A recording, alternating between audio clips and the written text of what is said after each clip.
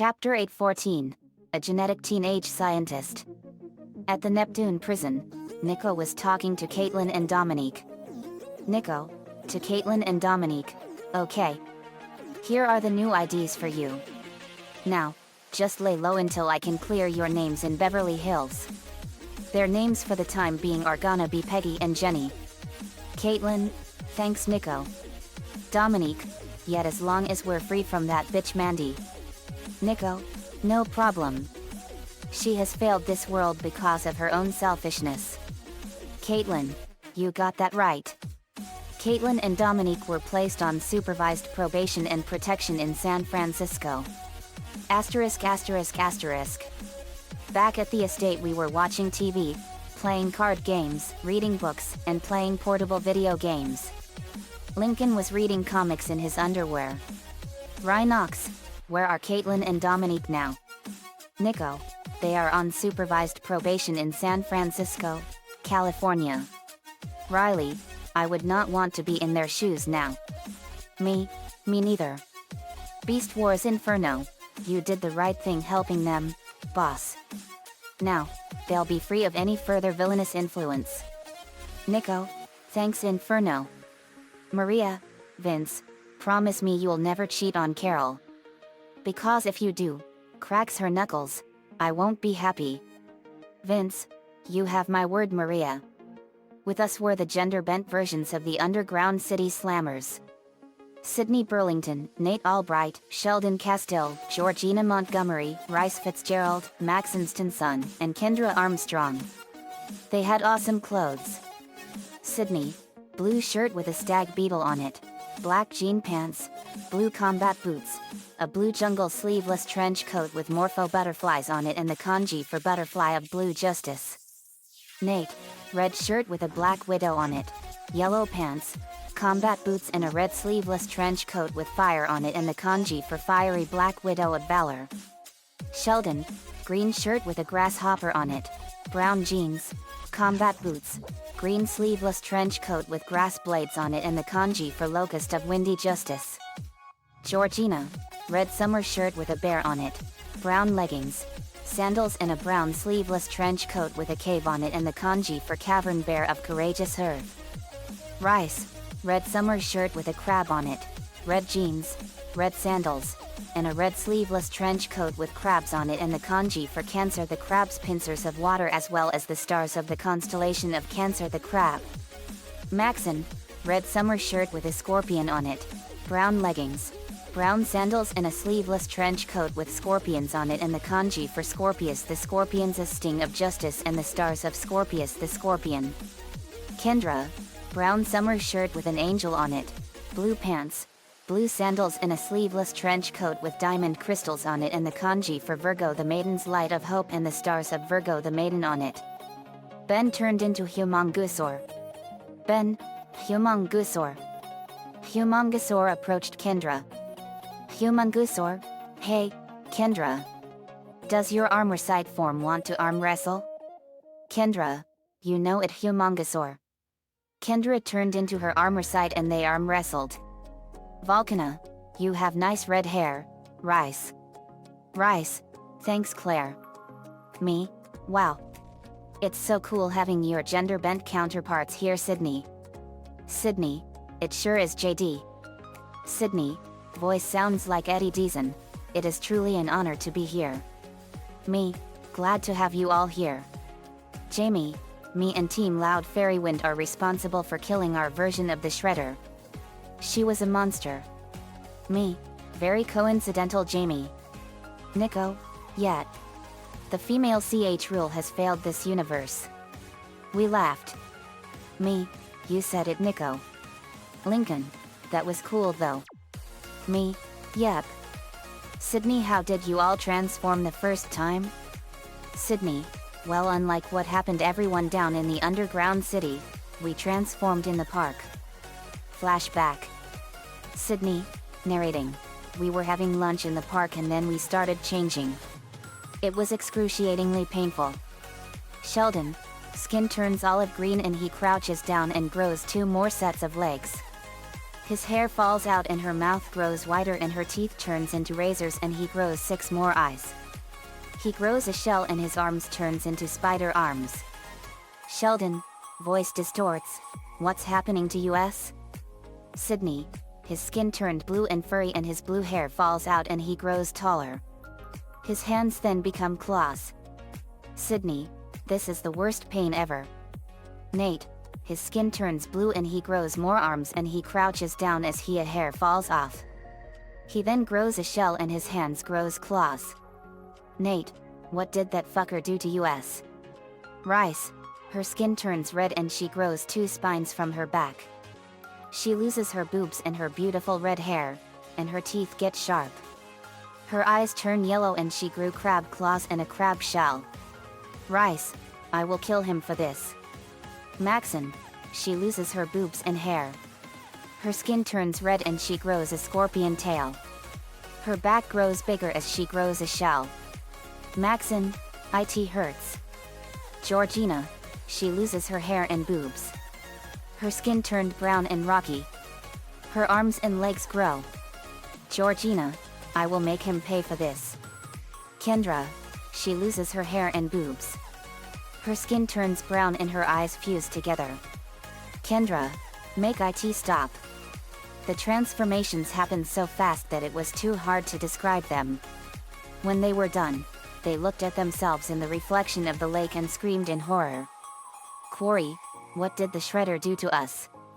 Shred legs, that monster will pay for this. Thunder legs, yet. Razor fist, she will suffer for this. King nail, and we'll make sure she does. Stonebiter, no one does this to me. Armor sight, I'll kill her for this. Flashback ends. Me, that's horrifying. Lana, that female Shredder robbed you of your humanity. Me, she sure did. I'm glad she's dead. Lola, me too. Lainey, we all are. Jamie, we did the same thing you all did, JD, in the underground city. Me, we are so alike, Jamie. You are a female me. Jamie, laughs. Tell me something I don't know. But we found them in city and cured them with a snap of my fingers.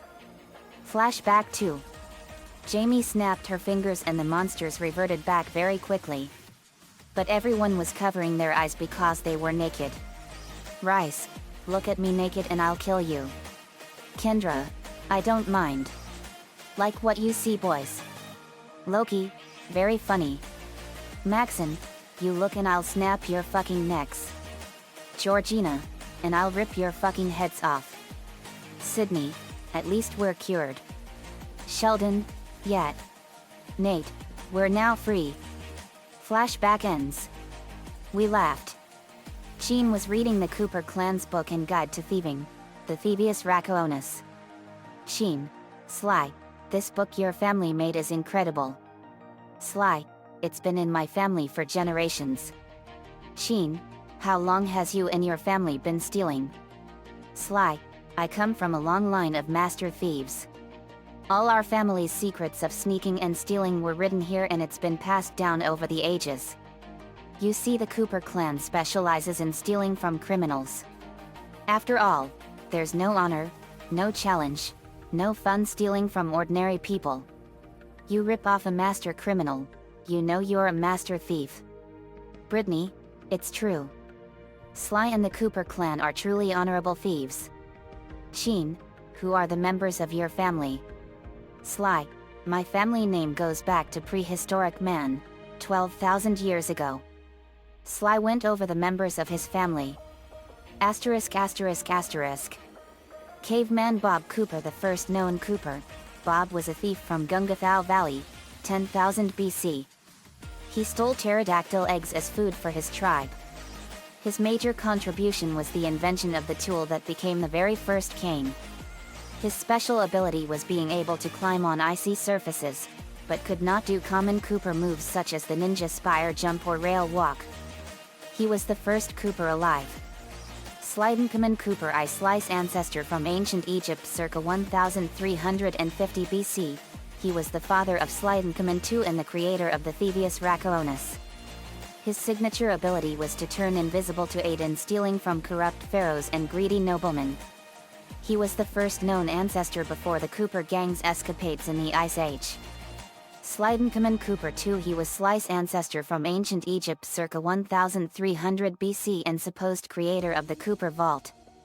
He had two canes that bore a striking resemblance to the Egyptian khapesh. He was skilled at creating the traps that were used in ancient Egyptian tombs. Salim al-Qupar. Slice ancestor from Arabia, 1001 AD. Salim is said to hold the stealth of 40 thieves. His weapon was a sword with a curved, hooked blade sporting a scimitar-like look, but with a much thicker blade. Naturally, he wore a turban in his Cooper Vault portrait. He has perfected a move called the Cobra Climb ability and owned a magic flying carpet. He loved to eat. Sir Gareth Cooper. Slice ancestor from the medieval age, 1301 AD. He was an honorable knight and cunning thief who fought with a lance featuring a hook point. In Sly Cooper, Thieves in Time, it is shown that he perfected the wall hook climbing technique. He was also able to smash through barriers to get to his next point using the catapult crash.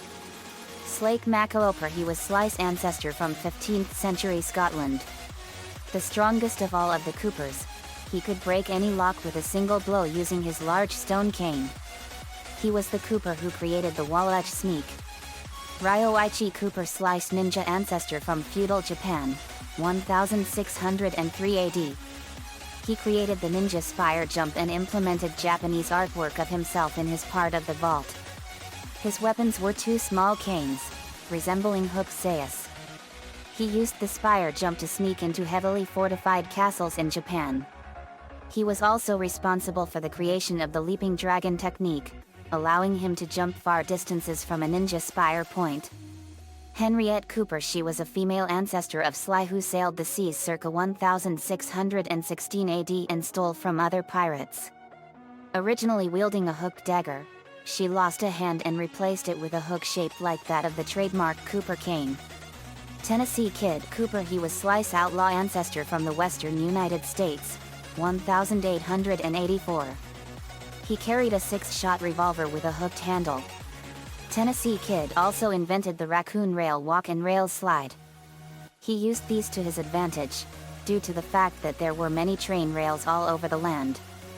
Thaddeus Winslow Cooper III. He was a Cooper from Victorian-era London, 1839 or 1893, who was the most gentlemanly thief and a master of disguise.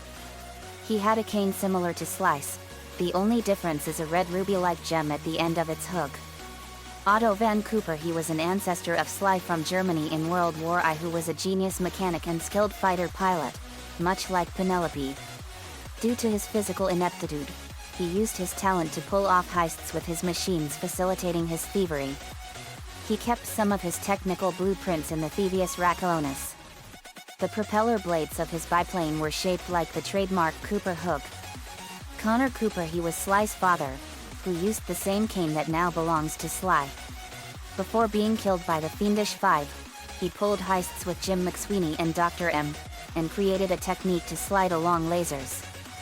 He is seen as nothing more than a silhouette throughout the series. He did not write his laser slide move in the Thievius Raccoonus, rather, Sly learned the move while in the Cooper Vault. Slidencommon Cooper III. He appears in the opening cutscene of Sly Cooper and the Thievius Raccoonus, shown stealing from corrupt pharaohs, much like his father and grandfather. His cane is very similar to Sly Cooper's cane. He was presumably born between 1300 and 1280 BC. Drake Cooper. He created the dive technique. The main use of this is spinning the cane while lunging forward. This move is also available as an unlockable power-up in Sly 2, Band of Thieves, and as a purchasable power-up in Sly 3, Honor Among Thieves. Sally Cooper.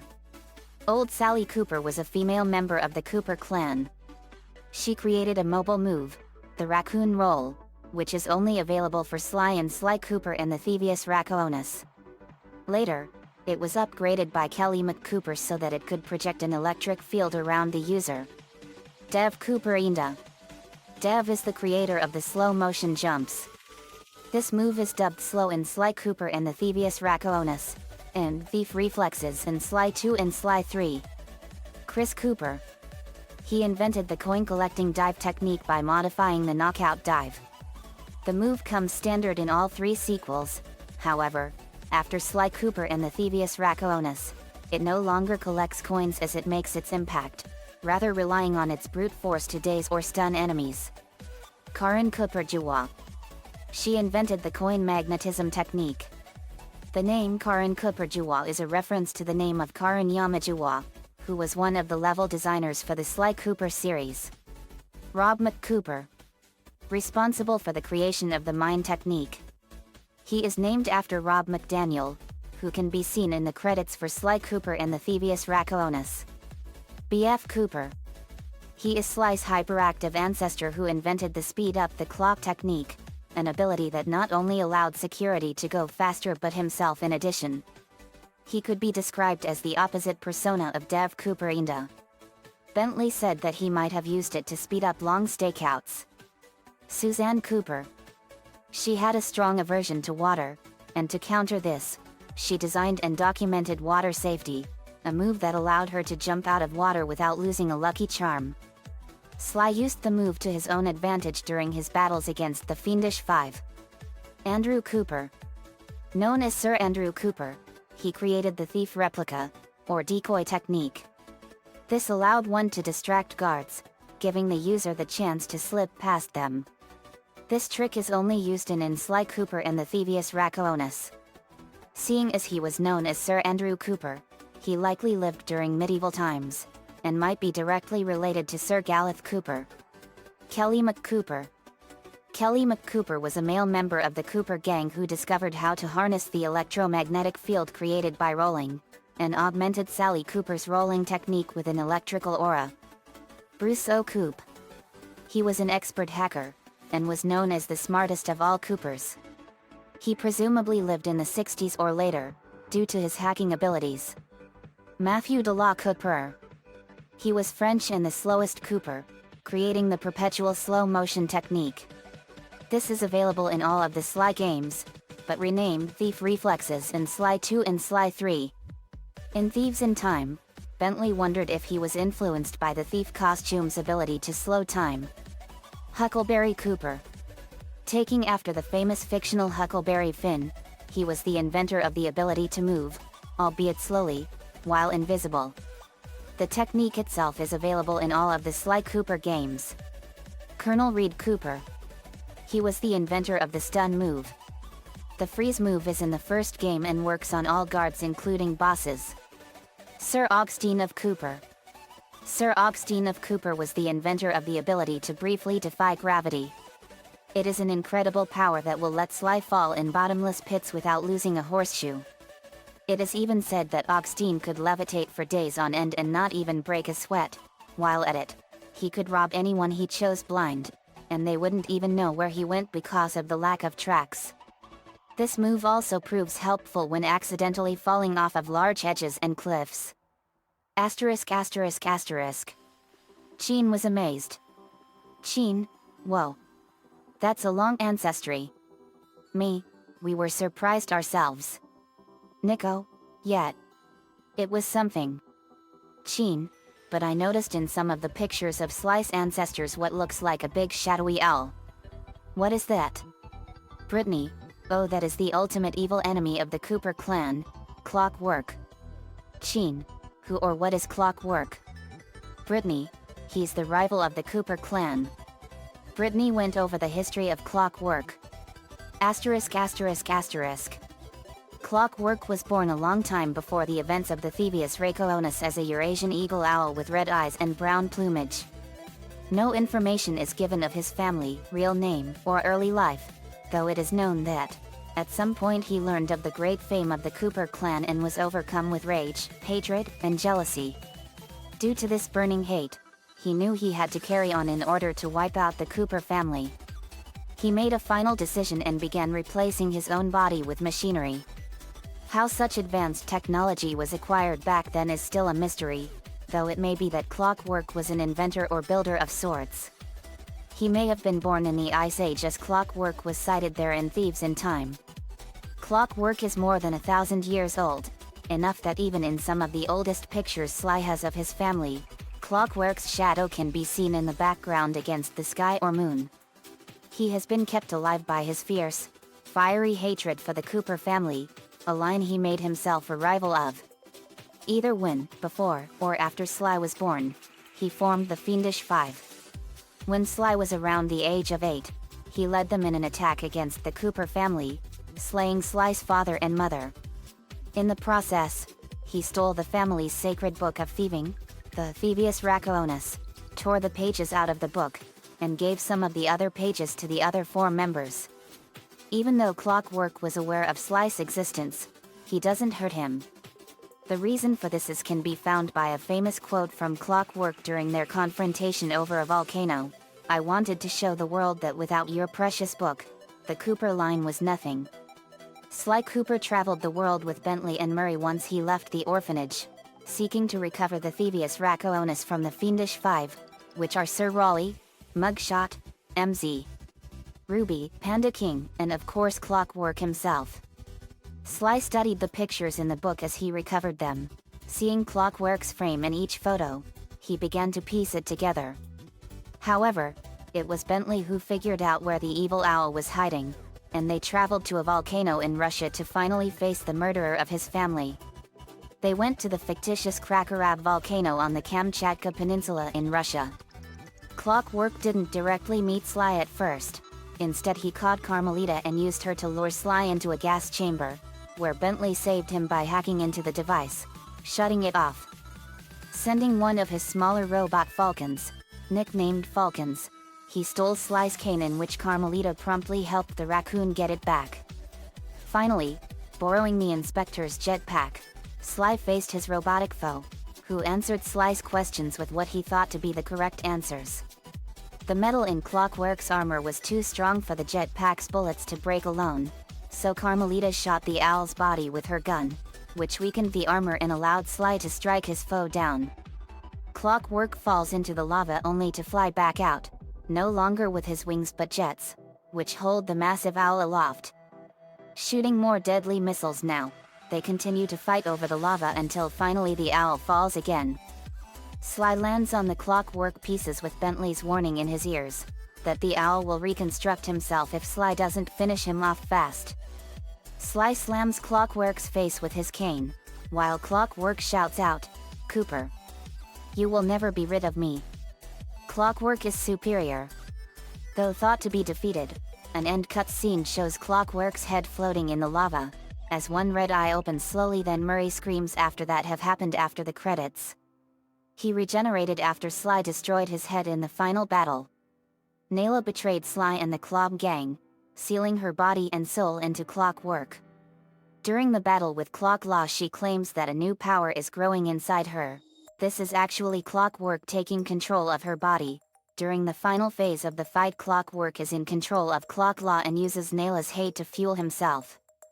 Clocklaw was destroyed by Sly, Carmelita, Bentley and Murray, but not before its beak clamped down and broke Bentley's legs. After Nayla's death, Sly and Carmelita destroy the hate chip, thus destroying Clockwork and his remaining parts for good. Asterisk asterisk asterisk. Sheen gasped in horror. Sheen, that's horrible. Sly, I'm so sorry that all happened. Sly, it's all right, Sheen. But thank you. Bentley, Sly coming to the orphanage we were in was really a blessing in disguise. Me, Murray and him were destined to become the next Cooper gang. Murray, you said it, Bentley. Penelope, I agree. Sheen, did you guys beat all of the Fiendish Five? Brittany, we sure did. Let me explain what they all did. Sheen, okay. Brittany revealed the history of Sir Raleigh the Frog. Asterisk asterisk asterisk. Bored with a life of wealth and privilege among the aristocracy, Raleigh's criminal mind blossomed when he discovered a life of piracy. Raleigh quickly became addicted to crime, which got him noticed by the Fiendish Five. His genius for designing evil machinery also won this crime addict his place in the Fiendish Five. After the attack on the Cooper home, Raleigh took off with the notes of Ryoichi Cooper. Years later, he had established himself near the fictitious Isle o' Wrath, situated in the center of his artificially created Welsh triangle. Using his storm machine, he caused ships to crash, allowing him to loot them for treasure. Boarding the machine, which was contained in a blimp, Sly confronted Raleigh. Raleigh mocked Sly, saying that he and the rest of the Fiendish Five should have finished the job when he helped slaughter Sly's parents.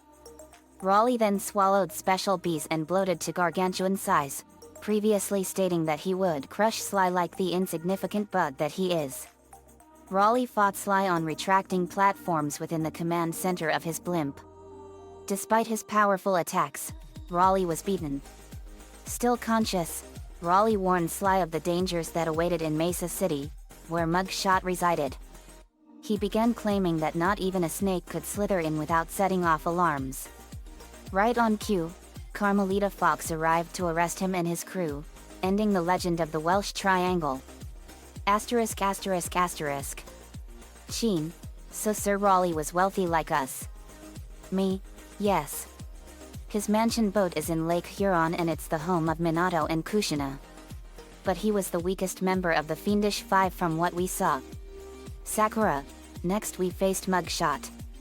Brittany, and he was a big bruiser. Brittany revealed all of Mugshot's history. Asterisk asterisk asterisk. Once a rather puny specimen of a canine, Mugshot would change dramatically after he watched the film The Dogfather, a pun on Godfather, and became obsessed with becoming a gangster himself. Dedicating himself to training the once runt Mugshot grew into a muscular monstrosity who soon lay waste to his enemies and became a powerful crime lord complete with his own army of henchmen, guns, and heavily guarded casinos. He then became a member of the Fiendish Five. Mugshot was present, along with the other members of the Fiendish Five, at Sly Cooper's house when Clockwork had them attack and kill the thief's parents so they could steal the pages of the Thievius Racoonus, the tome detailing the Cooper's thieving skills. It is unknown what his exact role was. He took a portion of the pages and hid them in vaults around the fictitious city of Mesa City, Utah, prompting Sly Cooper to track him down 13 years later to retrieve the pages and defeat him. Mugshot was the second member of the Five to be defeated by Sly, the first being Sir Raleigh. After retrieving all of the pages held by Mugshot, Sly used several of his treasure keys to gain access to his penthouse, where Mugshot lay in wait for him. The two fought, Sly using his agility and Mugshot with his massive pistols. Cooper defeated Mugshot by using glass lamps to reflect light at him and make his pistols explode. After the fight ended, Mugshot expressed his amazement at being bested by Cooper, but stated he would not be able to overcome the third member, MZ. Ruby. He was then captured by Inspector Carmelita Fox of Interpol as the Cooper gang escaped Mesa City. Asterisk asterisk asterisk. Sheen, wow. He must have been really tough. Sakura, he was. But thanks to everything I learned from Lady Tsunade and everyone, I beat him with my strength. Me, yep. One of the most humiliating defeats is being beaten by a girl. We laughed. Sakura laughs, that is true. Me, and Utah is one of the states where gambling is illegal. Sheen, what are the other ones? Me, just Hawaii. It used to be Utah, Hawaii, and Tennessee. But now it's down to Utah and Hawaii. Brittany, but the one that really steamed me was the Black Voodoo Magic Mystic, MZ. Ruby. Sheen, what was she like? Brittany went over the history of MZ. Ruby. Asterisk asterisk asterisk. She is a large anthropomorphic alligator named after the jewel she has embedded in her belly button. She acts as one of the game's main antagonists and is a mistress of voodoo who resides in a dark and forbidden swamp where she commands an army of ghosts and voodoo-based monsters loyal to her will. Coming from a long line of voodoo mystics, MZ. Ruby was feared by all the other children, and delved into learning her family's magic as an escape from her loneliness. Learning how to summon the undead provided her with the only companions she had. Growing into a powerful, but deeply embittered, voodoo priestess as an adult, she turned to a life of crime to punish the world for fearing her as a child, eventually becoming the chief mystic of the Fiendish Five. Asterisk asterisk asterisk. Sheen, that's awful. Brittany, her use of the mystic arts for evil really infuriated me. Lainey, the saddest story was with the Panda King. Panda King? Yes. My story was a sad one. Brittany went over the history of the Panda King. Asterisk asterisk asterisk. Panda King grew up in a small village in the Kunlun Mountains of western China. There he was astonished by the colorful fireworks displays given by noblemen every year, and yearned to become just like them. Over the years he set about perfecting his craft, until he was ready to show off his creations to the noblemen. However, they scoffed and turned him away after what they saw as a pitiful display, enraging Panda King greatly. He again set about perfecting his craft and eventually crafted fireworks so that they could be used for military purposes.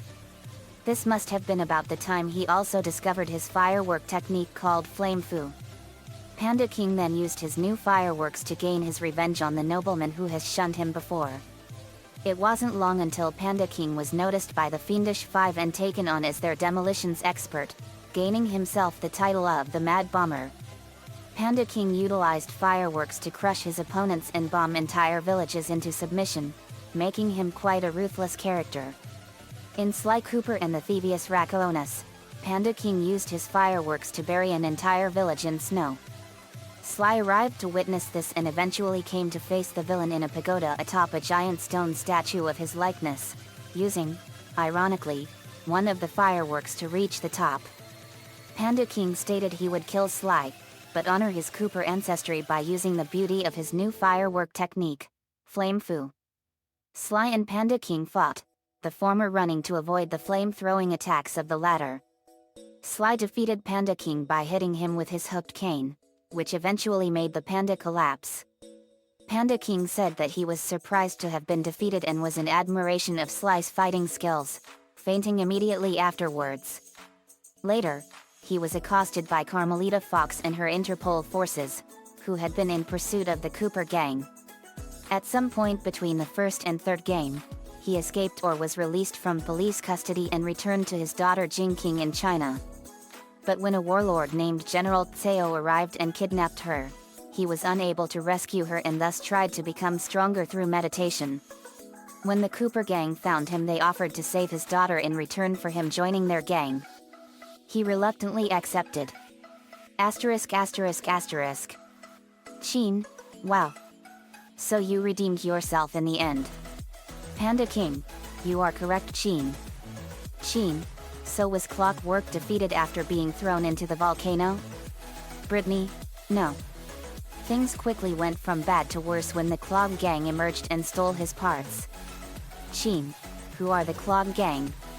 Nayla, they were the worst gang ever. Brittany went over the goals and history of the Clog gang. Asterisk asterisk asterisk. The Clog gang are the primary antagonists of Sly 2, Band of Thieves. They stole the clockwork parts before the game from a museum in Cairo, Egypt, which caused the Cooper gang to hunt them down. In order, they are Dimitri Lousteau in Paris, France, Rajan in India, the Contessa in Prague, Jean Bison in Canada, and Arpeggio and Nayla on a gigantic blimp in the sky. Dimitri has the clockwork tail feathers, which he used to illegally print fake money to become rich. He also managed a nightclub, and was a drug dealer. Rajan first had the clockwork wings, which he displayed at his ball in the hopes that they'd make him seem more like nobility. After that, he had the clockwork heart, which would allow him to speed up spice production tenfold. The Contessa had the clockwork eyes, which she used to hypnotize criminals and force them to reveal where they'd hidden their fortunes, so she could become rich. She was a member of Interpol so she could get these criminals. Jean Bison desired to cut down every tree and dam every river in the world, a goal which he originally had before he was frozen originally. Basically, he was just a product of his time.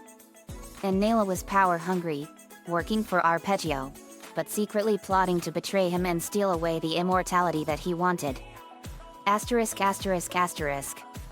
Jean gasped in horror. Sheen, they were going to enslave the world. Me, yet. And in the process, they would make Earth the most feared and most terrifying planet in the universe. It would be a planet of pure evil from the darkness of hell amplified 10 billion-fold. Nico, I heard about that. That was terrifying. Sheen, who are the members of the Clog Gang? Lainey, the first one we encountered was Dimitri Lousteau. He was in Monaco, France. Brittany went over his history. Asterisk asterisk asterisk. Dimitri grew up listening to stories of his grandfather, Reem Lousteau, recovering treasure from pirate shipwrecks. He learned English by listening to music videos and mimicking their speech. His life of crime began when he was a passionate young art student. He developed his own style, dubbed kinetic aesthetic, which consisted of him swinging back and forth from a rope tied around his waist and painting the canvas as he swung by. It was rejected outright by closed-minded critics and Dimitri was cast out of the art community. Angry with such, he began forging old masterpieces, his idea of punishing those with bad taste. At some point, Dimitri came into ownership of a nightclub located on the west side of Paris, drawing in young, chic patrons from far and wide, called the Parisian Nigth Club. Later he and the Clog Gang robbed the Cairo Museum of Natural History where he was given Clockwork's tail feathers. Turning the tail feathers into printing plates, he was able to counterfeit untold amounts of money. In coordination with fellow gang member Rajan, he funneled spice into his nightclub that may have been a front for his printing operation in the basement of the club. Dimitri soon learned that Sly Cooper and his team had arrived in Paris looking to steal Clockwork's tail feathers. After several acts of sabotage by the Cooper gang, Dimitri ordered his guards to shoot them on sight. Dimitri's efforts to get rid of the Cooper gang were proven to be unsuccessful when Sly confronted him in his printing press room. Dimitri tried to get Sly to leave him alone by bribing him, but Sly, befuddled by Dimitri's strange English, refused the bribe and insulted his suit. Enraged, Dimitri challenged Sly to a fight but was defeated when Sly knocked him into the printing press machine. Incapacitated, Dimitri could only watch as Sly took Clockwork's tail feathers. Asterisk asterisk asterisk. Sheen, wow. I'm sorry that happened to him. Nico, he redeemed himself when Lainey got through to him. Brittany, yep. Sheen, I'm glad. Brittany, next was the Spice Lord, Rajan. He was in India. Brittany revealed the history of Rajan. Asterisk asterisk asterisk. Rajan grew up poor on the streets of Calcutta. He started his life of crime by selling illegal spices on the black market. As he got older, his business expanded and he eventually earned a seat in the prestigious Clog Gang. The Cooper Gang targeted Rajan after Bentley learned that he was in possession of the Clockwork Wings. They broke into his party at his newly purchased ancestral palace in India. Soon after Sly arrived at the ballroom's balcony, he took recon pictures of Rajan and the Clockwork Wings, along with some pictures of the Clog Gang and the police. As Sly headed back to the hideout, Bentley presented their first operation on the heist as to use the cops to their advantage and to deal with the chopper patrolling the palace, as Bentley said it was a menace to future air assaults. Since Bentley and Murray could not get to the palace because the entrance was closed, Sly was to pickpocket 5 guards at separate posts for their keys to gain access to the winch to open the drawbridge. As Bentley planned to use the cops to their advantage on the heist, he sent Sly over to the palace's doors. As Sly knocked on the door, however, the bouncer denied to let Sly in as he told him about the dress code. In order to get a tuxedo, Sly broke into the guest's house and found a separate piece of clothing as he raided every bedroom. Sly then returned to the palace doors and gained entry to the party. As Sly arrived at the party wearing a tuxedo, Bentley advised him to dance with Carmelita while on the heist to keep everyone distracted, but told him to impress her first. Sly encountered Nayla at the party and offered her a dance. After the two danced, Carmelita went up to Sly and accepted his offer to dance with her. Once Murray passed through the entrance, he made his way towards a pre-war turret and used it to take out the chopper after having an aerial attack with it. The Cooper gang regrouped at their hideout as Bentley now planned their heist to steal the clockwork wings that involves an electronic winch and a saw blade. In order to create the saw blade, Sly headed over to the elephant's pen to collect their gemstones off their head dresses. Once Sly entered beneath the pen, however, he scared some mice that ran to where the elephants are, scaring them and driving them outside. As Sly rushed outside, he found the elephants rampaging around the palace. Sly managed to collect their gemstones as jumped on top their backs and whacked them off with his cane. Sly broke into the vault room where he searched underneath tables to find the combination to the vault. Once Sly found it, he typed it down on a number pad, opening the doors and allowing Murray and Bentley in the boardroom. Bentley planned to hack into the palace's computers to gain access to the ballroom's electronic winch. While doing that, Sly and Murray defended him as the guards appeared and attacked them. After gaining access, Bentley left the boardroom with Murray. The Cooper gang was ready to pull their heist operation, Hippo Drop. Bentley planted explosives upon the bridge leading to the guest room as a way to lure the guards watching the wings away. Sly then distracted Carmelita and the party guests while Murray lowered himself down on an electronic winch above the ballroom to quickly detach the clockwork wings and escape. As soon as Murray escaped, Sly ditched Carmelita. As Murray left the party, Bentley defended him with his RC chopper, after which, they fled back to their hideout. When Carmelita realized she was tricked by Sly, she revealed herself to the public and began making arrests left and right. With the wings stolen and his reputation ruined, Rajan went into hiding, deep in the Indian jungle. Although the gang was victorious, Sly knew that Rajan was still out there and that it wasn't over just yet.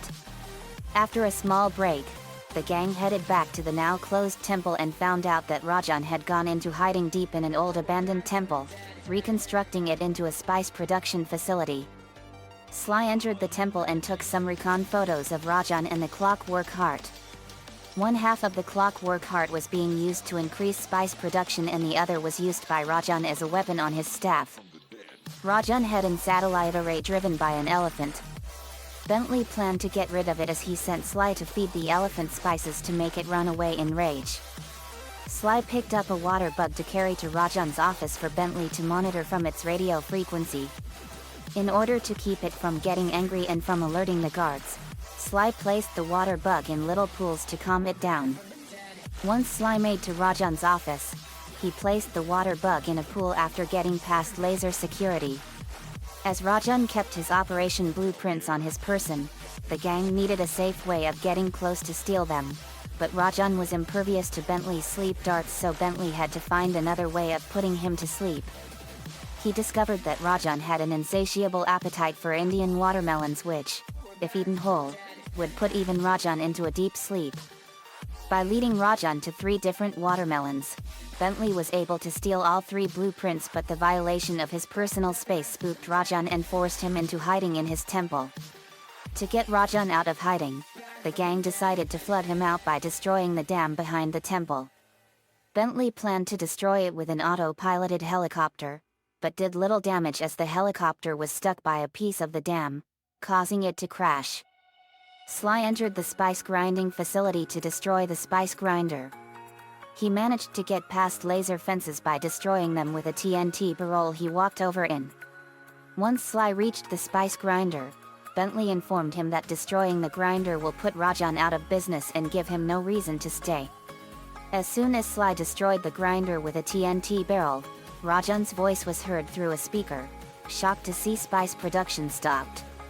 As Sly went after the clockwork heart producing spice, he ran into Nayla, who led Sly to the entrance of it. To gain control of the crane holding the heart, Sly pickpocketed 2 guards with keys. Once Sly used the keys on the controls, the crane dropped the clockwork heart. Sly then walked over to the heart and took it. Bentley made a contract to acquire a cherry bomb 500 for the heist in exchange for a giant ruby. Sly acquired a ruby from the roof of a temple. Bentley and Murray soon appeared and took the ruby to their contractors, who gave them the ruby, in honor of their bargain. The Cooper gang planned their final operation, Wet Tiger. To start the operation, Murray lifted a lever to open the elephant statue's mouth, revealing a door filled with water, while Bentley covered him in the helicopter as he destroyed hunter-seeker bombs. Once Murray finally lifted the lever, Sly hid inside a TNT barrel and walked it to the elephant's mouth, causing it to explode and flood the temple with water. When this was successful, Ahmad Rajan finally showed his face and yelled at the Cooper gang to face him. Nayla reappeared right after, seemingly wanting to help the gang in their battle against Rajan. However, she betrayed them, knocked Sly out and watched as Murray and Rajan were pitted against each other. Even with the help of his guards and his upgraded staff, Rajan was defeated and passed out, leaving Murray to claim the Clockwork Heart, but leaving him very tired and no match for the incoming police. Nayla quickly turned the Contessa against Carmelita and got Rajan, Sly, Murray and Carmelita arrested, as Bentley watched helplessly from a distance. As was revealed in the game's ending credits, after his incarceration, Rajan reformed and became an owner of a rug dealership franchise in North America. Asterisk asterisk asterisk. Sheen gasped. Sheen, that's horrible. Nayla, I know. I was a member of the Clog gang myself. But thanks to Brittany and everyone, I was redeemed and saved from myself. Brittany went over Nayla's history. Asterisk asterisk asterisk. Nayla was born into poverty on the streets of New Delhi in India, and the deprived life she had there propelled her to aim high. She attended a university in Britain, where she set up an elaborate ring of students to complete her homework for her. When the ring was broken, Interpol were so impressed at her ability to foment criminal schemes that they offered her a job, as she could access the mind of the lawbreaker, which would be an invaluable asset in this capacity. Constable Nayla was the assistant of Inspector Carmelita Fox. She was partnered with the inspector following the events of the Thievius Raccoonus affair, and was present during a Cooper gang-engineered break-in at the Museum of Natural History in Cairo. During a situation in which Sly looked complicit in the absence of the clockwork parts, she seemingly bought time for Sly by mentioning the Clog gang's possible involvement. It was not only a distraction but a lead to encourage Sly into chasing them down to retrieve all the clockwork parts for her. Nayla's distraction worked, as Carmelita was unable to stop Sly from fleeing. Later, Nayla met up with Sly in Paris and offered a key to Sly for the back door of Dimitri's nightclub. Seemingly now an ally of the Cooper gang, she continued to offer help and support to them. In India she was, along with Carmelita, the Contessa, and many other Interpol agents, present at Clog gang member Rajan's palace undercover. She clandestinely met up with Sly and danced with him. Carmelita interjected, requesting a dance from Sly. Fox was unaware of his true identity due to an elaborate disguise employed by the thief, and Nayla stood back at this point, taking an incriminating picture of the two together. At Rajan's spice factory in the same country, Nayla once more offered her services to Sly, but machined events to land Carmelita, Sly, Murray and Rajan in the custody of Interpol. Murray did not yet understand why she didn't help when Sly was hurt. She was commended by the Contessa, who took charge of the arrested captives. Nayla was subsequently ordered to arrest the Contessa in Prague, and was afforded a team of mercenaries equipped with planes, tanks, and other weaponry to do this. She succeeded in arresting the Contessa, and was promoted to captain. She later tailed the Cooper gang to Nunavut Bay in Canada, where she flew a special aircraft against the Cooper gang during a daring train robbery. She was defeated by Bentley's RC chopper, but stayed in Canada to command a police unit to track down the escaped Interpol captives including Carmelita. It was revealed aboard the blimp of Arpeggio, Clog gang engineer, that Nayla was in fact an employee of Arpeggio, and that she had assisted the Clog gang during the entire affair. After Sly failed to pull Clockwork apart, Nayla soon betrayed Arpeggio, killing him, and commandeered the Clockwork frame, which Arpeggio had reconstructed. While making their way to Paris, Nayla had to keep up her strength by draining power from the blimp's engines. The Cooper gang planned to destroy the engines to weaken Nayla to a state in which they can attack. Once done, Inspector Fox soon contacted Bentley and offered her services to help the Cooper gang fight Nayla in her new form, but had trouble locating the blimp. Sly flew to the top of 4 radio towers, boosting their energy to give alert to Carmelita. Once she arrived in her helicopter, Sly hopped on and used its turret to take down Nayla. However, Nayla suddenly crashed into the blimp, causing it to explode. She then noticed Bentley and Murray inside the Northern Light battery and snatched them in it to lure Sly. Once Sly made his way to Nayla after soaring the blimp's debris, he attacked her in the face, causing her to crash into the streets of Paris. Before the Cooper gang could celebrate their victory, however, Nayla was still active as she summoned a laser barrier around them. As the Cooper gang took cover, Bentley recalled Nayla mentioning a hate chip as her source of power. This encouraged Murray to make his way to Clockwork's head where the hate chip is and opened its mouth to reveal Nayla, now as a holographic head, vowing to have revenge on the Cooper gang and destroy them. Bentley then approached Clockwork's head and placed bombs by its sides to take out the laser field. Before disappearing, Nayla threatened the Cooper gang that they will not defeat her ever. The hate chip was soon revealed, and Bentley grabbed it, but was then crippled as Clockwork's head fell on top of him. Luckily, Murray saved him. Nayla was soon killed as Carmelita showed up and destroyed the hate chip, causing the Clockwork parts to slowly disappear along with Nayla. ******. Sheen gasped. Nayla, I know. It was my dark self that was the source of it all. Sheen, I'm glad that she's dead and gone for good. Me too, Sheen. Sheen, who was the third member? Lucy Loud, that would be the Contessa. Brittany, Lenny would hate her. Brittany revealed the history of the Contessa. *****. When she was younger, the Contessa once married a wealthy aristocrat who mysteriously died of poisoning after the wedding. After gaining her fortune, the widowed Contessa used her psychology and psychiatry skills she learned in school to become Interpol's top interrogator.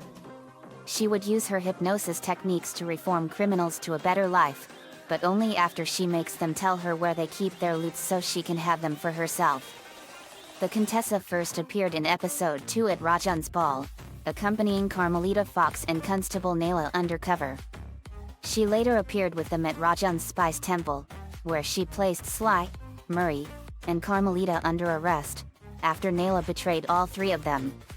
Following her to Prague, Bentley bugged her with his sleep darts, which he had discovered would transmit the sound of her voice after making contact, resulting in her unwittingly revealing Sly's location in her prison. Later on, Murray is held hostage by the Contessa, who is working on controlling Murray's mind with her hypnosis. He discovered her to be a secret member of the Clob gang, hypnotizing criminals to learn the location of their loot. She was also using illegal spice to help with the hypnosis and contributed hypnosis light wave generators to Arpeggio's blimp.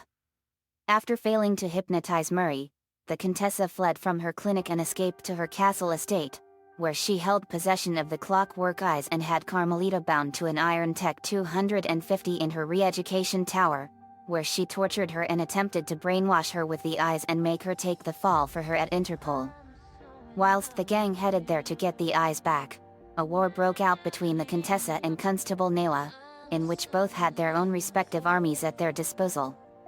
The Contessa's immediate plan, and one Sly and his friends would not allow, was to brainwash Carmelita with a mind shuffler into becoming her personal slave, so that she would take the fall at Interpol. However, Sly, Bentley, and Murray stopped her plans and Sly defeated her in combat. Apparently, the Contessa knew all about Sly's family line, and even taunted him into fighting. Even after losing once and playing the innocent routine, she still declared herself mentally superior to Sly's gang. However, after fighting and defeating her for a second time, it is clear that Sly, Murray, and Bentley are a much tougher match. The Contessa is then arrested and stripped of her title.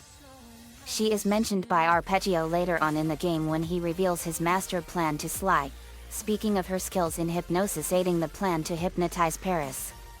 During the credits of Sly 2, it is said that after her incarceration, the Contessa became a highly successful real estate broker, with her clients displaying eerie hypnosis-like symptoms. Nonetheless, it is not known if this is actually true, seeing as how Dimitri was revealed to be a criminal even though he was stated to have become a dance teacher. In the second Sly Cooper comic, she is shown as serving time in Heathrow prison, with her cell underneath mugshots. The timestamps for these events are not given. The slide could be years in the future, the jail being the present. Asterisk asterisk asterisk. Sheen gasped. Sheen, another good cop gone bad. Brittany, we blew up her rehabilitation prison in her nice estate is now the house of the Goths of Darkness. Sheen, I saw that. That house is amazing. Lucy Loud, it's an amazing and perfect house for us. Olga, yep. Lana, but we then faced Gene Bison. Brittany went over Gene Bison's history. Asterisk asterisk asterisk. Gene Bison first appeared in episode 2, a starry-eyed encounter, along with the first appearances of the Contessa and Arpeggio, at a ball Rajan was hosting. It is safe to assume he was a VIP at the event.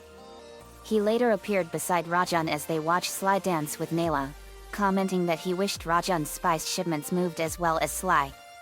Despite his backwards, low-tech ways and old-style thinking, Gene Bison ended up with 4 of the clockwork parts, the lungs, stomach, and talons. When Sly first encountered him in a log cabin to take pictures of the train routes, he overheard him talking to Arpeggio through a speaker. Sly learned that Gene Bison attached the lungs and stomach to his 3 iron horse trains, allowing them to run day and night without stopping. Sly also learned that he hid the blueprints of them in his trophy base, which Sly managed to steal one in the cabin Bison was in. Sly then went over to another cabin where the second blueprint was being guarded by ducks. Sly acquired the blueprint from the trophy base there and then went after the third blueprint in a cabin guarded by mooses. As Sly managed to acquire all the blueprints, he went to the top of mountain where a satellite dish is to intercept with Iron Horse's GPS data. The only way into the Iron Horse trains was through the caboose, which were locked tight.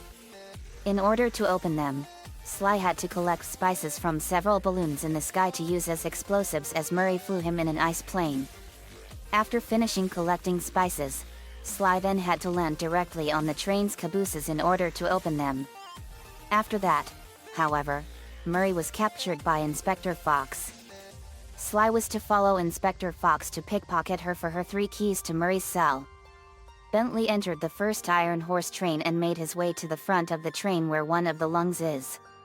Bentley stole the part and got off the train. On the second Iron Horse train, Bentley used his RC chopper to destroy the train's defense system. Murray snatched 2 bear cubs in order to lure a bear and destroy and cage protecting a handrail. As he brought the 2 bears to over the handrail's cage, they began to fight, which the mother bear noticed and destroyed the cage to stop the cubs from fighting. Sly made his way inside Iron Horse 2. He made his way to the front of the train and stole the other lung there. Iron Horse 3 was going too fast for the Cooper gang to follow in town, so they drive in the handcart from earlier and after the train. As Sly made halfway through the train, Nayla appeared in her biplane, preventing Sly from moving forward. Luckily, Bentley unleashed his RC chopper upon Nayla and defeated her with it. Once Sly made it to the front of the train, he found the clockwork stomach to be bolted down by Gene Bison. Nayla reappeared in her biplane, but was defeated again by Bentley's RC chopper. Bentley then crashed his RC chopper into the train's smokestack, freeing the clockwork stomach. After losing 3 of his clockwork parts, Gene Bison escaped to his large lumber camp on the coast of northern Canada and continued his true operation using his giant attractor to collect the light energy of the Aurora Borealis into his northern light battery for Arpeggio's blimp. While Sly heard him talking to himself, he also began preparations for his Lumberjack Games, a competition for which he put up his clockwork talons, that he'd been using to cut down trees, as a trophy to bring in the competition. This drew Sly and the Cooper gang like moths to a flame. After setting up the Northern Lights battery for their transport to Arpeggio's blimp, they entered the games. However, during the games, Gene Bison persuaded the judges to give him 10s, making the Cooper gang knock them out and dressed up like them. Despite stellar performances and cheating to make Gene Bison lose, the 3 were captured as Gene saw through their disguises and threw the talons at them. While the Cooper gang was in his custody, Bison had his men raid the gang's hideout and steal all of the clockwork parts that the gang had collected and sold them to Arpeggio, including the talons. He then revealed this to Bentley after he escaped and called him stupid for being a turtle. Bentley was then forced into a battle with Bison and, using the lumber camp's equipment, Bentley was able to beat him. As he laid there in defeat, he claimed how times have changed after losing. Just then, a man on the speaker told Bison that Arpeggio is coming to pick up the Northern Light battery. According to the ending of Sly 2, although he was not arrested, Gene Bison somehow turned over a new leaf and went to work for the EPA, and froze yet again on a mission to save baby penguins. Asterisk asterisk asterisk. Gene, that's awful. I feel sorry for him. Sly, I feel the same way too. Gene Bison, I appreciate your concern, Gene. Thank you. Gene, you're welcome. Brittany, but then we faced Arpeggio. He was the leader and mastermind of it all. Brittany revealed the history of Arpeggio. Asterisk asterisk asterisk. Arpeggio attended a prestigious boarding school, so his background life and information on his parents are a mystery.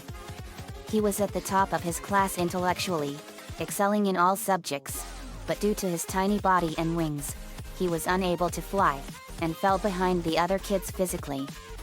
Furious at his feeble body, he focused his powerful mind to find a cure. His studies led him to the works of the Italian Renaissance masters, whose notes and machinery design served as a springboard for the sinister young genius. Eventually, Arpeggio constructed a large blimp, which served as his home and base of operations.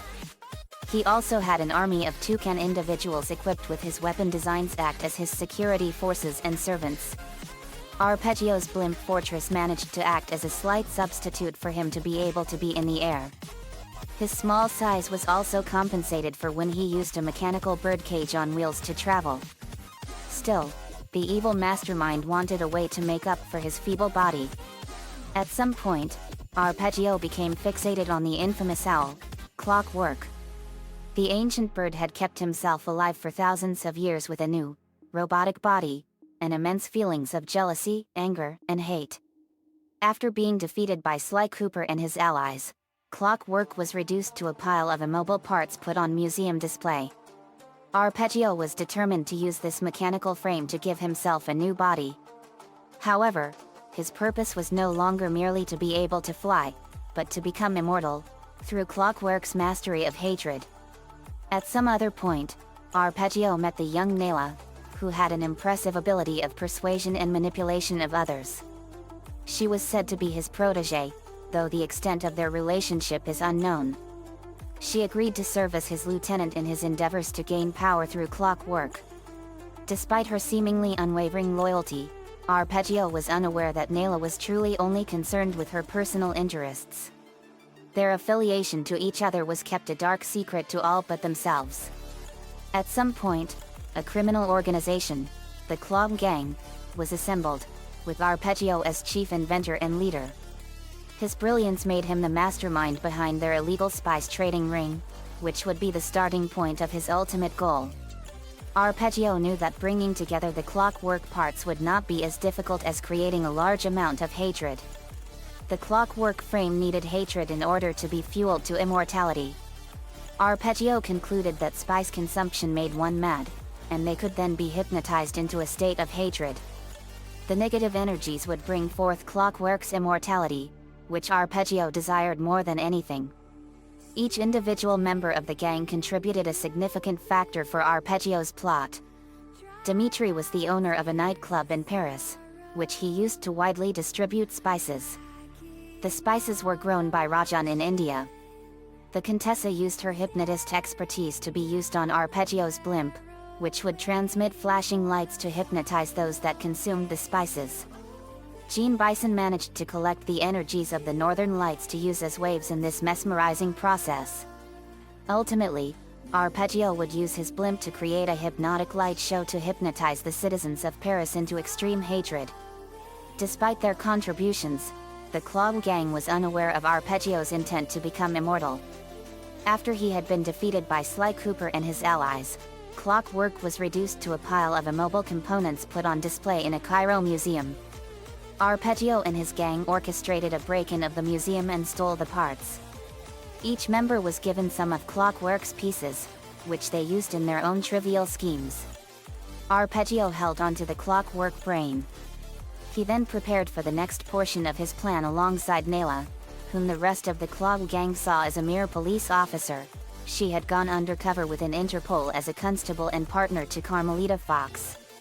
Behind the scenes, Arpeggio and Nayla devised a way to get the other parts back from the rest of the gang. Sly Cooper and his close friends, Bentley and Murray, broke into the same museum in hopes of stealing and destroying their old foe's pieces. They were confronted by Inspector Fox and Constable Nayla. Carmelita revealed that the parts had already been stolen, believing Sly had the motive, and Nayla pointed out that the crime scene made it look more like a Clog gang operation. Sly was interested in the gang name, it being his only lead on finding Clockwork's parts, and escaped. With Sly on the scent, Arpeggio waited while he defeated the other members and collected the parts for him. All the while, Nayla assisted Sly and his gang, though she truly just wanted to go after the parts herself. Arpeggio was first seen by the Cooper gang while attending a ball at Rajan's palace along with the rest of the Clog gang. He was taken in a recon photo, and Bentley described him as a specialist in exotic technology. Nayla later revealed her true colors to the Cooper gang, and was allowed to toss them in jail by Arpeggio, overjoyed to finally be able to pursue the parts alone. She then betrayed Interpol, even after being promoted to Captain Nayla due to her actions in apprehending the Contessa. Sly and his gang made it out of prison and continued gathering parts. In Gene Bison's camp, Sly overheard a telephone conversation between Bison and Arpeggio, the latter being heard on speaker. Bison was trying to convince his friend to sell him the Clockwork brain, but Arpeggio pointed out that Bison already had more parts than anyone else. Later, in Bison's second base, he discovered the Cooper gang and took them prisoner. His men raided their hideout and stole all of their accumulated Clockwork parts. Gene Bison sold every part to Arpeggio and had them transported to his blimp, which was en route to pick up the large battery containing the Northern Lights. Sly and his allies escaped imprisonment, defeated Bison, and went to stow away on Arpeggio's blimp. They were lifted into the air when the blimp picked up the battery, Arpeggio unaware that the gang had emptied it of its electric charge to stuff themselves inside. They devised a plan to get inside Arpeggio's blimp HQ and stop Clockwork from being reassembled. Time was short, however. The blimp was on its way to Paris, where Arpeggio's plans would come together, though the Cooper gang was unaware of this. Inside the blimp HQ, Sly took recon photos, and found that Clockwork's body had already been put back together. A pair of spinning magnetic inducers circling the blimp HQ's walls were holding the parts together. At the front of the HQ, Sly discovered that Arpeggio and Nayla were aboard, waiting to power up the Clockwork frame. Bentley told him to reverse the polarity of the magnetic inducers, hoping that the result would pull Clockwork apart. This, however, had the opposite effect. The parts fell from their wires holding them up to the ceiling, but locked together instead of breaking. Arpeggio and Nayla were alerted by the shocking boom, which also destroyed the equipment and desk in Arpeggio's office. They came out to see what had happened, and Arpeggio was greatly pleased to discover that Clockwork was locked together. He and Nayla went down to the lower platform, where Clockwork's body lay in wait. Sly revealed himself, much to Nayla's dismay. However, rather than being angered with Sly's appearance, Arpeggio was grateful for his inadvertent contribution to his plans. He explained how everything had played out to his and Nayla's exact specifications, and how he was getting ready to fuse with Clockwork to become a new, immortal being as the Paris light show caused immense hatred among the city's population. Sly described Arpeggio's forced hatred on the Paris citizens as outlandishly cruel, but Arpeggio was unconcerned with all but his success and eternal life. He then told Nayla to keep Sly covered as he approached Clockwork, but at that instant, she betrayed him. Using her whip, Nayla knocked over Arpeggio's birdcage, leaving him helpless on the floor. She then leaped in front of him, and knelt down to her former master, taunting him. Nayla had been manipulating Arpeggio all along to get Clockwork for herself. Nayla called Arpeggio stupid for not believing she would double-cross him just as she did everyone else. She then turned to Clockwork and jumped inside his open mouth. The body then slowly rose, its eyes glowing. Arpeggio was distraught at Nayla's betrayal, saying that she was his protégé, not the next candidate for his immortality. He demanded that she exit the Clockwork frame, trying to conjure some threat. Before he could finish speaking, Arpeggio was grabbed by and crushed in Clocklaw's beak, killing him. His feathers scattered, his wheel cage was shattered, and his monocle rolled to a stop at Sly's feet. Nayla then proclaimed herself to be Clocklaw, and flew through the Blimp HQ's front window.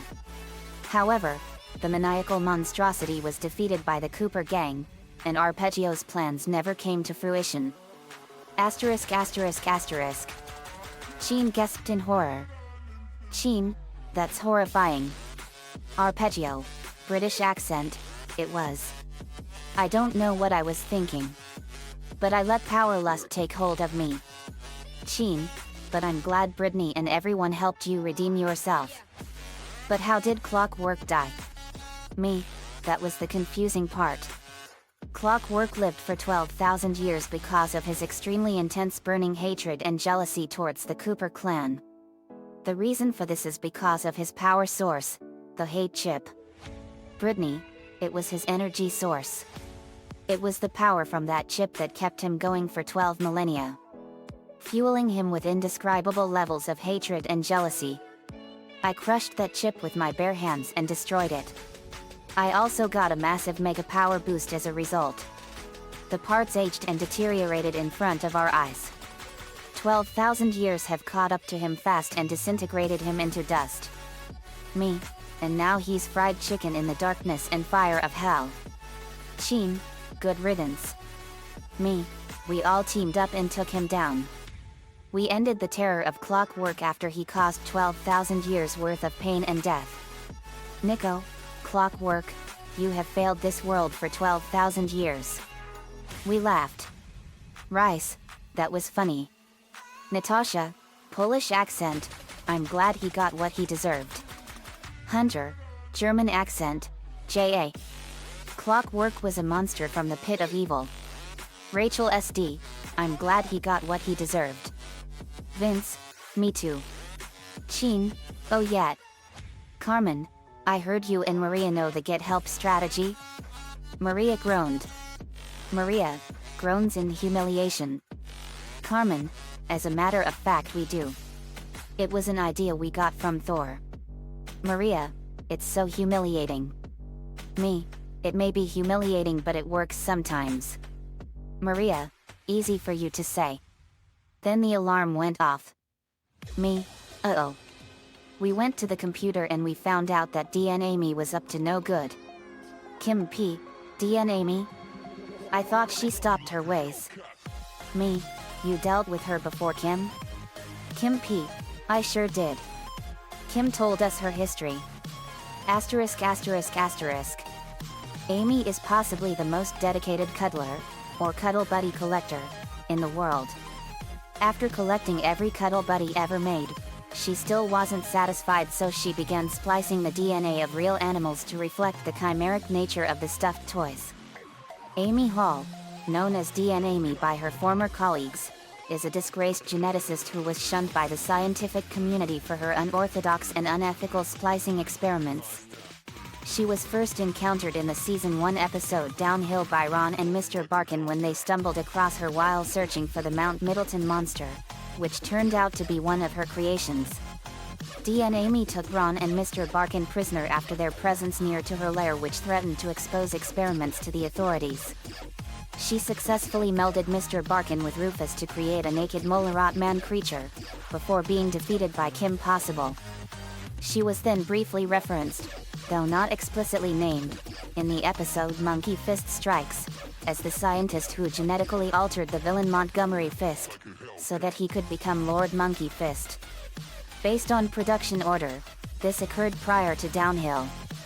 Dee and Amy went underground for the rest of Season 1, reappearing in the Season 2 episode Partners, in which she co-starred alongside Dr. Draken, who sweet-talked her into creating a giant reptilian hybrid creature with which to destroy Middleton as a prelude to taking over the world. Dee and Amy's second cameo at the end of the episode Oh Boys, in which she briefly appeared in the audience during a prison concert given by Senior Senior Jr. Dee and Amy's next appearance, originally scheduled to be her last, was 2 episodes prior to the Season 3 finale when she kidnapped the sensei of the Yamaguchi Ninja School in Japan in order to attract the attention of fellow villain Monkey Fist with whom she was infatuated. For much of the episode, she used the alias Gorilla Fist. Her true identity was not revealed until the closing scenes of the episode. Her first appearance of Season 4 was in Grande Size Me, minus her bioengineered gorilla suit, amongst a bunch of other villains at Jack Hench's attempt to sell off his latest invention. She later appeared in Homecoming Upset, where she made a surprise cameo in the crowd during Homecoming Game. Her last appearance was in Graduation, where appeared at Draken's award ceremony, clearly not happy for his success. She also appears during the credits with Adrenalin admiring the statute form of Monkey Fist. Asterisk asterisk asterisk. Me. Just what the universe needs. Another fucked up mad scientist running amok. Kim P. Thankfully she's not like the Paradigm Brothers. Maria. Well, Dee and Amy doesn't seem the type of evil scientist to experiment on humans. At least, not on the same level as the Paradigm Brothers anyway.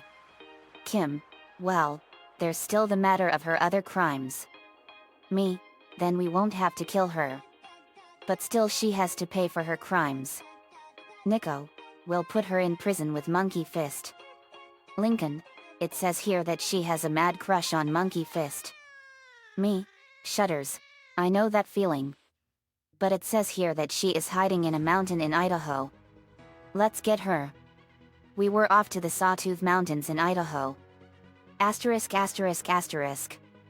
Sawtooth Mountains, Idaho. Asterisk asterisk asterisk. We were flying over the Sawtooth Mountains in south-central western Idaho. It was a beautiful place. Me. Wow. The Sawtooth Mountains in Idaho. One of the Rocky Mountains' most beautiful mountain ranges. Lynn. They sure are beautiful. Sakura Avalon. They sure are pretty. I wouldn't mind coming here for vacation. Madison. Me neither. Nico.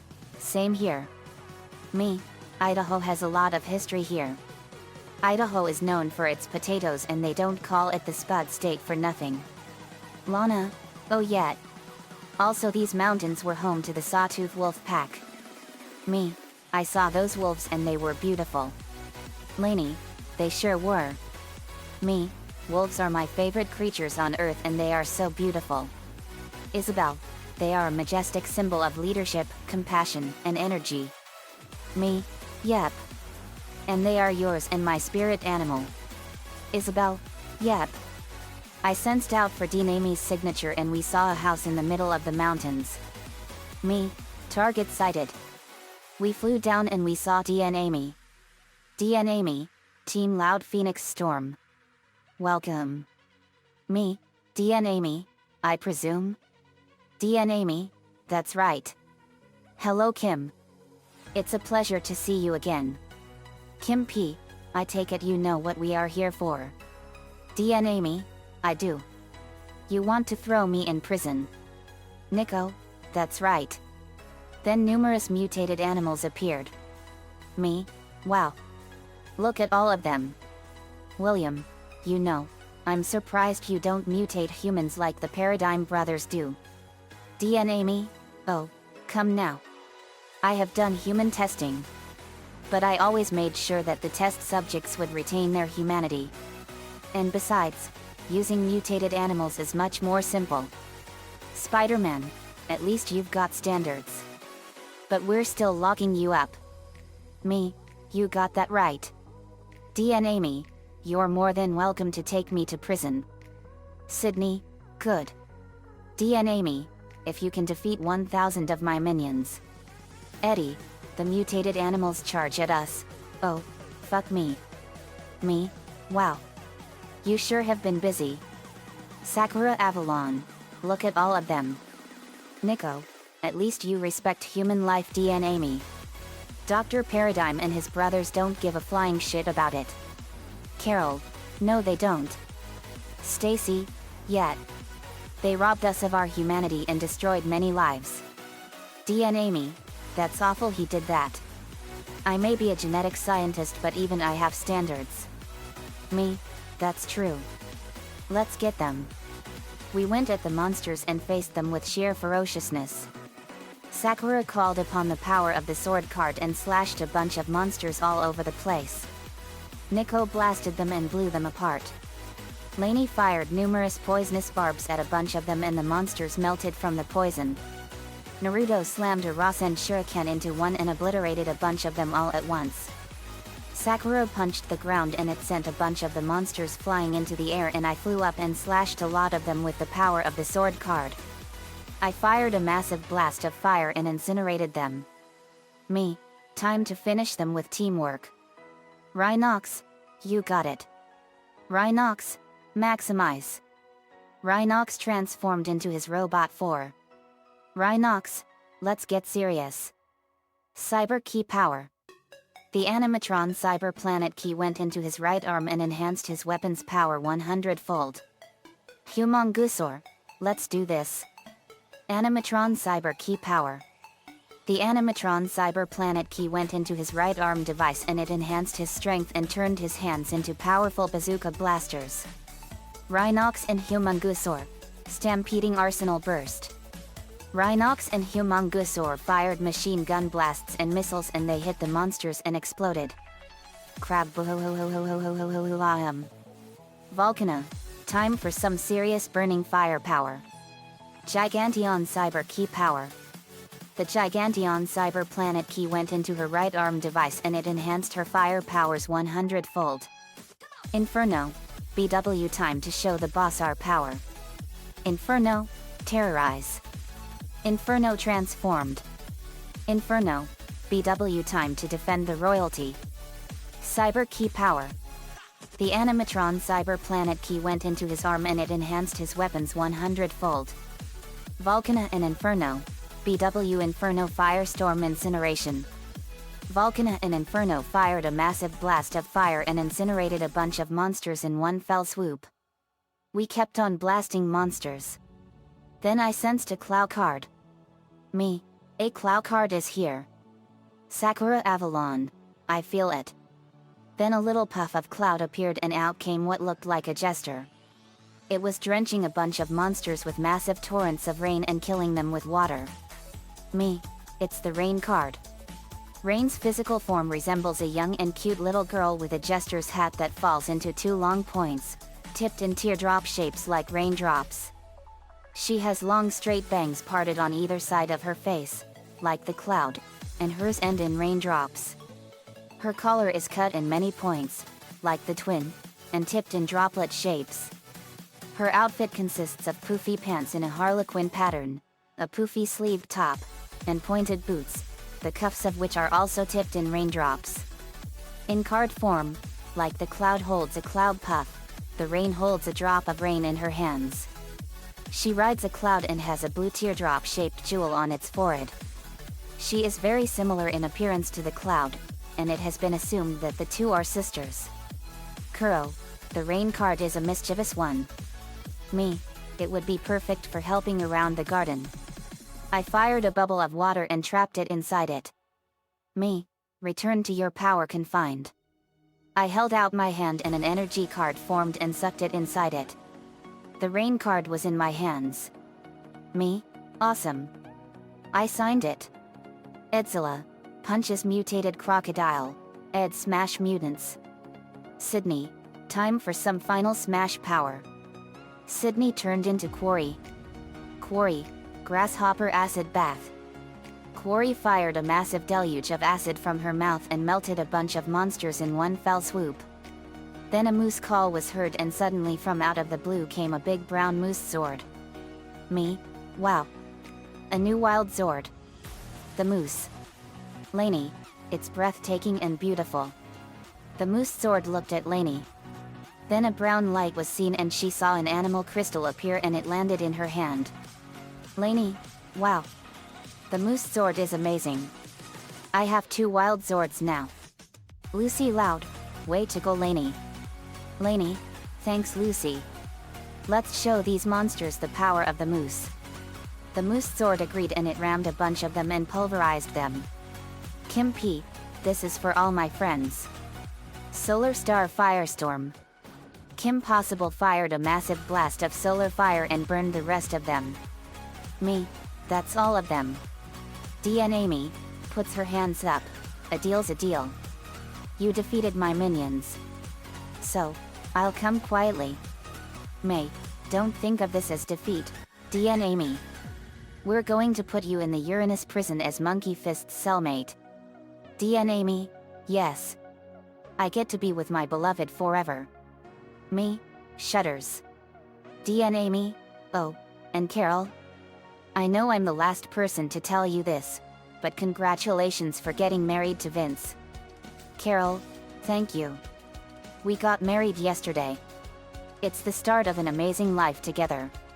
DN Amy, I'm happy for you. During the battle, Nico caught a Volcarona and a CHES knot. Kim P, to the viewers, all my adventures pale in comparison to the powers of Team Loud Phoenix Storm. But we have another of the villains I faced brought to justice. Me, you got that right Kim. We went back home. We had a great adventure in Idaho. Monkey Fist now had DN Amy with him as his cellmate. The end. Asterisk asterisk asterisk. Another fanfiction complete and another Kim Possible villain brought to justice. DN Amy thankfully is not like the Paradigm Brothers thankfully. But she was cool. Nico-chan 11 gave me the ideas for this one. Thanks man as usual. Let me know what you all think. Next Clow card is the shield card. See you all next time.